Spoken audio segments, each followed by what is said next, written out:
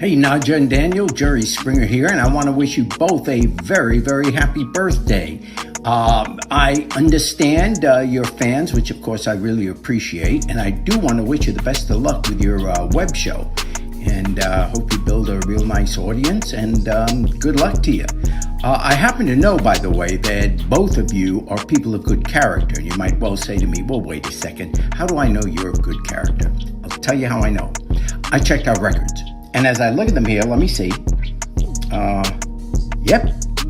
Nadja, Daniel, neither of you have ever been on my show. And that, of course, is a sign of good character. You don't ever want to have been on the show, man. That would have been awful. So good for you. I hope you have a very happy birthday, as I said, and great success to you with your web show. And remember, always take care of yourselves and each other. Well, we posted every Friday. See them corner emojis, then you know a nigga wild. Jaded Gemini till the day I die. And I'ma talk my shit, but I don't play both sides. We never hear about things.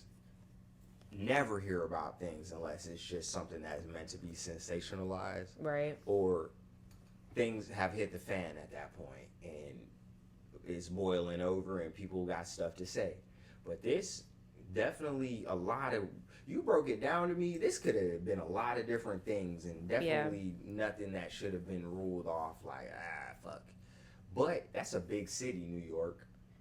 Yeah, it is. And there's a lot of gaps in the story. There's a lot of time that's not accounted for. Like, I have a lot of questions. I read an article about this, and basically, to give y'all the cliff notes, this person is a social worker in New York City, and they went out for a night, you know, with friends or whatever to drink or whatever, and gap in the story, boom, they're in a taxi or Uber or some shit, and the guy driving taps a cop on the shoulder type shit and was like, my passenger's fucked up, and he was dead, and they just ruled it as him being inebriated or overdosing. But there's some inconsistencies because... Was there a toxicity? I don't know. That's why I'm going to watch this news video. I just read the article. That is a big gap, though. Yeah, it's a huge gap. It's like, well, what happened? And then where the taxi was, it was nowhere near where he was last seen. Like, it was just weird. It's very easy to hail a cab and just throw somebody in it in New York. Yes. Nobody's like, who are you? Who is this person? They just tell you where to go, and then the tab run up. And then boom, we here. Right. And if somebody's blacked out, the tab's just going to keep running up. You can tell somebody, take them across town, knowing good and well what that's probably like, how they found out, like, from, like, I don't know. But that's just, this is just crazy. Also, the fact that this person is a gay person, people feel like there may have been, like, a hate crime involved. Like, could be.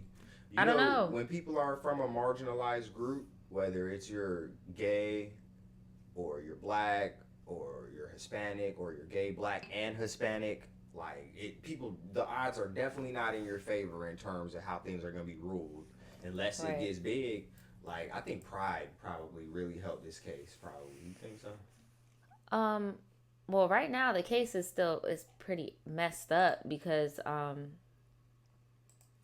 here, let me move the chat over here. Let's watch what's going on. But it's pretty messed up because they ruled it as an OD. So now the people in his family are trying to bring awareness to the public so have it reopened and, like, look more into it because something's off, obviously. That's just like how they ruled that other thing in Miami with the girl throwing that she's a knife thrower. Right. You know what I'm saying? And that's still, they were like, oh, now we're going to look back into it because now people are mad. But they still ain't said nothing about that. But still haven't.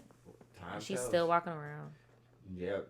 25-year-old social worker has his friends and family demanding answers. Julio Ramirez was enjoying a night out in Hell's Kitchen back in April. And then hours later, he was found unconscious in a taxi on the Lower East Side. News 4's Melissa Colorado spoke to a close friend who says there's just too many unanswered questions in all of this. Melissa? Yeah, Rana, this is the neighborhood where Julio Ramirez was last seen alive, bar hopping here in Hell's Kitchen. A close friend tells me, yes, he was a social butterfly, but he was also responsible and he was also careful, which is why they're hoping that someone comes forward to answer the question, why was Julio Ramirez found unconscious, passed out in the back of a cab, and why did he not have his cell phone nor his wallet on him? Red flags. We want to find justice. Where's the cab driver? Cab driver? Help us, cab driver. Yeah, who put their car down? Like, what's going on, cab driver? It had to be cash. It had to be. They don't take cash. Uber would have been safer. They don't take cash no more? No, it's 2022. They don't take no cash. Okay, so who paid for the cab then? They have a swiper in the back seat. Well, okay, I was just about to say Uber would have been safer. People don't even take cabs like that. I mean, that's what I'm saying. Like, this is crazy. Like, Mr. Taxi Man. He might have took cash, bro.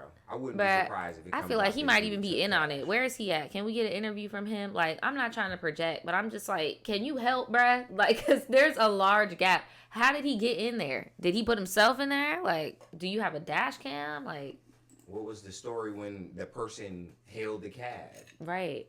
If he didn't put himself in there. Okay, they said they still take cash. Okay. Yeah. Because every time I've gone, there's just a little car thing in the back. You swipe your shit and you're just good. If they definitely gave him cash, untraceable, and bro, that's definitely sketchy. Like you said, people don't take cabs no more, so they be quick to take that whatever.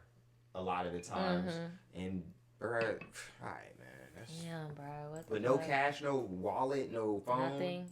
Does we want to find out who did this? Julio Ramirez and Karinina Kimpo met while they were students at the University of Buffalo, but they considered themselves brother and sister. It's been taking a toll on all of us. You know, everyone knew how lively he is. We can all hear his voice. Ramirez was a 25-year-old mental health counselor who lived in Bushwick. He was partying with a friend on the night of April 20th. Their last stop was the Ritz Bar and Lounge, where the two split ways. At 3:45 a.m., police say they found Ramirez passed out in the back of a cab in the Lower East Side. He was later pronounced dead at a hospital. Maybe he was drugged or he was slipped something. Was he passed out or was he dead in the first place? In the first place, right. See, that's the... Bruh. It's hard because I know how the city be wrestling and bustling, especially since everybody was inside. Now they definitely back outside. Unlike Florida, we've been outside this whole time, but New York definitely took a little hiatus. People be going ham now, I'm sure. But bruh, too many inconsistencies right now. Too many questions. Right. So did he arrive to the hospital dead, like you said? Or like was he still alive in the car? Like, and then he drank, you said he was bar hopping. Did he drink himself to death? But where's and then you know sometimes when you're drunk you do lose your shit. But if they're like that's not like him and he always be bar hopping and he don't lose his shit, then maybe the friend is right. Maybe somebody slipped him a little something. But I do a lot of drinking. Y'all have seen me drinking. I know, like, a lot of people do be real piss poor sometimes, bro, with their drinking habits and the responsibility factors behind it. But if bro like bar hopping, and that's what he do, it's kind of peculiar that, like, this instance, now you passed out and dead now. Right. Just from doing what you always be doing. BC News, that surveillance video shows Ramirez stepping into a cab with three strangers. For him to get in a cab with, you know... And they still... Mr. Taxi Man, like, we're gonna need to talk to you. Man. Like, these are questions that you can answer. Again, he's a friendly guy, but...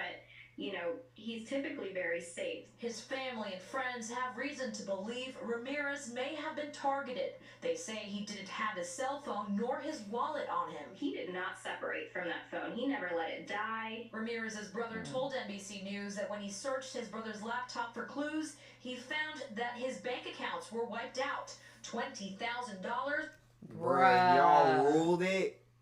And y'all ruled that shit as some drunk shit. It should at least be open. As some drunk shit. But no, I feel like this is how cities inflate their numbers and statistics so they don't look like Jacksonville when people are like, yeah, I want to move there. Because if you close the case, ain't really nothing to be seen. If it wasn't nothing nefarious, if it wasn't anything nefarious, and it was just like, oh, yeah, he was just drunk, it's not a murder. No statistic there. But if you got marginalized groups getting killed in your community, that's quite the statistic there, huh? $20,000. That's his life 20 savings. bands? You know that was his life savings. That's a pretty. He was doing good for himself too. He was For just he getting was out of trying to- school. You 25. Like, I don't know many Bruh. people that just got that laying around No. willy nilly. like, And the people They that definitely I do, got his they ass. definitely aren't just, oh yeah, let me just meet up with strangers. Let me just allow people to just finagle. Nah, bruh. You play with them if you want to. Gone. If this is something that's happening, if it's common in Hell's Kitchen, then people need to know about it. And Julio's friends have set up a GoFundMe to raise money for a memorial bench they want to set up in his honor up in Buffalo, where he went to college. Meanwhile, his family and his friends still don't know what exactly killed him. They don't know if any substances potentially were found in his system. The medical examiner is still working on that report. That's the latest here in Hell's Kitchen. I'm Melissa, Colorado, News 4 New York. So when did this happen initially? like a few days ago. I mean, no, this initially happened in April. And then more stuff came out last week. Cause I'm like, why are y'all still working on these things, dog? How many? Right. What do Like, y'all how got much more going do you on? need to see? And you know what else I thought about? It could be a possibility that they got some type of ring. Because the way somebody was like, if this is going on in this neighborhood, people need to know about it. Is it some type of ring that they got where they are taking people, and did he just react bad to whatever they were using to try to take him? Right. Or was he because I'm just like, why are you with the strangers? Right. And then you get robbed for your 20 bands? Your whole shit. Out in the city. About Here, 90 here's years what his later, family he's has to dead. say. Yeah, the heartbroken family of this man is searching for closure, and they're troubled by some of the things that they've discovered. Big Seven's Kieran Dillon spoke with them tonight on Long Island. Julio Ramirez's family is still trying to piece together exactly what happened to the 25-year-old. They call his death a mystery and say they are desperate for answers. Julio and Ana Ramirez are having a difficult time processing their grief. Their son, 25-year-old Julio Ramirez, died in April, but the cause of his death remains unclear. Dea Kaldach, Julio's cousin, is translating for the family. She said she can't live without him. He was a very sweet person, very smart. When she went to the hospital, they didn't allow them to see him at the hospital, and she's heartbroken. Ramirez's parents say their son was loving and kind, someone who was passionate about his work, providing mental health counseling to the poor. Since he was a young Wow. child, he was very polite, very responsible with his studies. He had goals. He accomplished those goals. His parents are now confused about what happened to him. The Brooklyn-based social worker died after a night out in Hell's Kitchen on April 21st. His family says there is surveillance video that shows him getting into a taxi with three men around 3:15 in the morning outside the Ritz. I'm sure there's legal reasons, and y'all could put me on game, but why do we not know what that video looks like? Why does the public not know so Yeah, we New can help York's kinda identify trash with this. these men? Because we know what when allegedly these rappers are doing all these videos. Right, y'all putting We it see all over the that. news. Like, I'm trying to see this Now somebody footage. paid off, bro. Somebody paid off. That's why I'm like, so as much as this sounds like some movie type of stuff, bro, people do real life get taken out in this world, Yes. and they get taken to places where they're never seen again, bro. There's stuff out there that people could blow it in your face, and you gonna do whatever Yeah. they say Willingly. willingly. Bar and Lounge on West 46th Street. He got in a car with 3 more guys. And after that, the 3 other guys, they were dropped off to another club, and Julio continued. And soon, right after that, he was unresponsive. The family says they do not know who the three men are. Meantime, the cab driver called police on the Lower East Side, and Ramirez was taken to the hospital where he was pronounced dead. His cell phone and wallet were nowhere to be found. His parents say they believe he may have been drugged. He never did any drugs. Julio never did drugs, and he doesn't know where they're getting that information from. He worked at a mental health. That's what I'm saying, bro. where they Those- get tested, so he never did any of that. And if it is an overdose, he believes and she believes that maybe Somebody gave him some fentanyl or some shit. I mean, it's not That's uncommon for remote. people to Parents dabble say if they Ramirez- work at facilities, but in the line of work he was dealing with, like mental health, like directly. Mm-hmm. And then the way that everybody's speaking so highly of him, Nobody has came out. I mean, he had a troubled past. Like, none of that, bro. Because if I passed away like this, bro, this would have been a whole different news thing. They'd be like, oh, yeah, bro, you should definitely get down, but I don't think he would have, you know what I'm saying? Yeah. They ain't even say that. Like, bro, come on, man. Bank accounts were drained of $20,000 in the days after his death. He said that they tried. Bruh, after I his wanna death. see what they got to say about Other that. people, they went to have like an expensive dinner. They bought some expensive shoes at a store. Wow. And they went to do like a massage at some kind of. Julio and Ana Wow. Ramirez are now overwhelmed with questions and with sadness. They say their son, who grew up on Long Island and received a dual But how did they master's even degree, know could count he themselves had all that money in his account to be They drained, didn't. bro? So you think somebody either Well, just no, they found probably his took it. They wallet got his wallet, so and they just probably went just like swipe? went to the little drive thing and was just like, I want to withdraw something, and then in some banks they put how much you got left there. That is so sick. And how did they know his pen? I don't know. That make me feel like he might have even tried to buy his life at one point. Cause how do you usually if he just OD, bro, they don't know how much money you got in your bank account to be draining, bro. And most people will be spooked to go try to swipe your shit, bro. Think about it, bro. If you knew for sure you're involved with somebody, oh yeah, they OD, you ain't gonna be wanting to be nowhere around that. This is so peculiar, bro. It's almost like they knew that nobody would care. He was also shout out to Ebony in the chat. We got some New Yorkers up in here helping us out. Where he's at? No, I was about to say, am I tripping, or is like that like the Ritz, like what they be showing in the movies and like with the music video shit? Yeah, that's not a cheap ass bar. Like, so maybe this was just people scoping out on some dark Anna Delvey shit. Or worse. Like trying to just catch some. But why would some they steal people though? If slipping. it was No, to that's rob a problem, somebody, to bro. rob someone. But if it was like some elite, like you move people type of time, bro, they're not about to be worried about trying to make themselves hot by stealing your money, bro. There's too many inconsistencies here, bro. It's almost amateur. You swiped his after he was dead at places where there was obviously going to be cameras. Who swiped the cards? Right. Where That's did what they I'm get the saying. There's a cards from? lot. And then are the people that you're seeing on the cameras in these stores match any of the three men? Like. And then obviously them three men gonna have to be regulars as well. So I'm like, bro, and it's been months. They don't give a Right. Bro, they just don't give a fuck, bro. Because I didn't see like, man. I'm hoping for a better outcome, at least to give the family some closure, to give them a toxicology report, something. That's the bare fucking minimum. Then please release the video to the public so we can help identify them. It does seem like a setup. Then show us the video footage of these people purchasing these shoes. Every massage parlor has cameras within each room. Yeah. So that's why I'm like, Brad. Because if this happens again, if an you assault can't or even something, say you know? that you did anything to stop it. You didn't show anybody no footage. Like, hey, look out for this dude. Now, I know sometimes you don't want to make the people aware that you're looking for them. They be doing that. They'll be doing a whole citywide manhunt for somebody and not even put it on the news because they don't want people to dip. Feel? But I'm just saying, you're in dangerous waters right now because it's such a densely populated area. There's all these damn shows out basically showing people how easy it would be to go on like a prowl and be like a whole predator in a densely... New York. Yeah, Jesus bro. Christ. Somebody was bound to do it. If these people doing all this other crazy stuff in the world, like, bro, stay safe.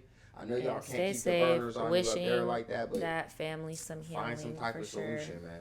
That shit's sad. This is fake friends. None of these people were around when she was going through all that turmoil, bro. Like you just said, you got Disney, you got, I was doing the That's Hot documentary on Netflix and a whole bunch of other fuckery, but none of these people were there. And now she magically getting married while she's still popping the coochie on Instagram, and y'all are there, enablers.